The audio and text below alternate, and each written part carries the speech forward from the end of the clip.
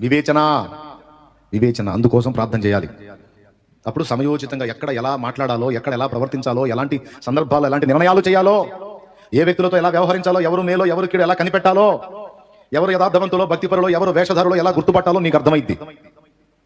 నీ దగ్గరకు వచ్చే వ్యక్తులు ఏ ఆత్మ కలిగి వస్తున్నారు? నిన్ను భ్రమపరిచే ఆత్మ కలిగి ఉన్నారా? మోసగాళ్ళ తీయని మాటలు చెప్పి నిన్ను మునగ చెట్లు ఎక్కిస్తున్నారా?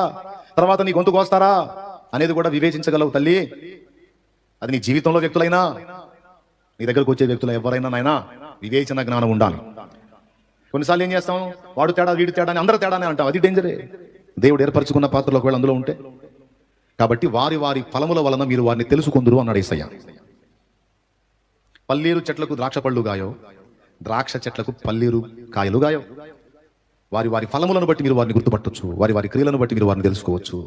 అబద్ధికుల, వేషధారుల, నాటకాల రాయుళ్ళ, లేకపోతే యథార్థంగా దేవుని పాత్రలు అనేది ఫలమును బట్టి తెలుసుకోవచ్చు.